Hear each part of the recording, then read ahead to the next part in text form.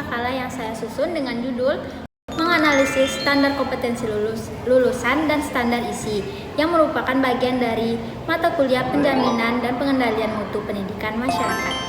Tujuan dari video ini adalah untuk memberikan gambaran dan pemahaman mengenai apa standar kompetensi lulusan dan standar isi serta bagaimana penerapannya dalam konteks pendidikan masyarakat.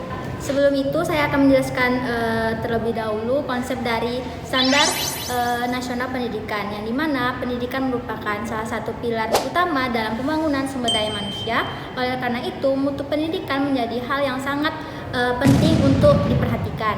Di Indonesia, mutu pendidikan itu dijaga melalui standar nasional pendidikan yang ditetapkan oleh pemerintah. Standar nasional pendidikan itu ada 8. Nah, dari ke-8 itu, standar kompetensi lulusan dan standar isi merupakan posisi yang sangat strategis, yang dimana standar kompetensi lulusan menentukan arah dan kualitas lulusan, sedangkan standar isi itu mengatur materi dan proses pembelajaran yang harus ditempuh untuk mencapai lulusan tersebut. Nah, kenapa SKL dan standar isi itu penting? Jadi kalau kita ngomongin pendidikan itu sebenarnya yang paling penting itu bukan cuma soal proses belajarnya, tapi hasil dari akhirnya pendidikan itu. Yang dimana nanti itu lulusannya akan jadi seperti apa, punya kemampuan apa, bisa dipakai nggak ilmunya tuh untuk di kehidupan nyatanya. Dari banyak standar yang ada, standar kompetensi lulusan dan standar isi itu bisa dibilang yang paling inti. Dalam konteks pendidikan masyarakat atau pendidikan non-formal, penerapan kedua standar ini itu memiliki tantangan tersendiri karena karakteristik warga belajar yang beragam. Jadi oleh sebab itu perlu adanya pemahaman yang utuh dan kontekstual terhadap SKL dan standar isi agar mutu pendidikan masyarakat tetap terjaga. Nah, standar kompetensi lulusan ini atau SKL ini merupakan kriteria minimal kemampuan yang harus dimiliki oleh lulusan.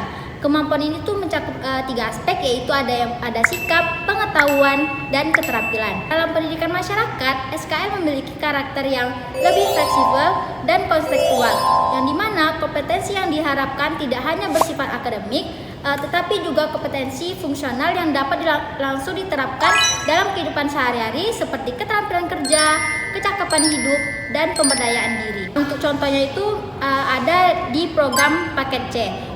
Jadi lulus paket C itu bukan cuma setara SMA atau mendapatkan ijazah di atas kertas, tapi diharapkan juga bisa kerja, punya keterampilan hidup, bahkan bisa buka usaha kecil sesuai dengan lingkungannya. Jadi standar kompetensi lulusan itu bukan sekedar target di akhir, tetapi jadi arah dari seluruh proses pendidikan.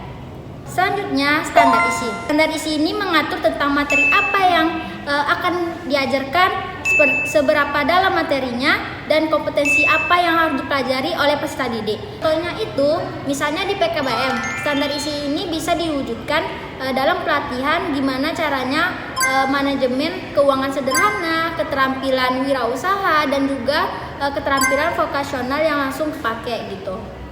Nah, dari standar kompetensi lulusan dan standar isi yang sudah dijelaskan, hubungannya apa sih antara SKL itu dan standar isi? Jadi, standar kompetensi lulusan dan standar isi ini memiliki hubungan yang sangat erat dan tidak dapat dipisahkan. Karena SKL berperan sebagai tujuan akhir, sedangkan standar isi itu berperan sebagai jalan atau proses untuk mencapai tujuan tersebut gitu. Jadi apabila standar isi ini tidak selaras dengan SKL, maka proses pembelajarannya berpotensi tidak efektif dan tidak menghasilkan lulusan sesuai harapan.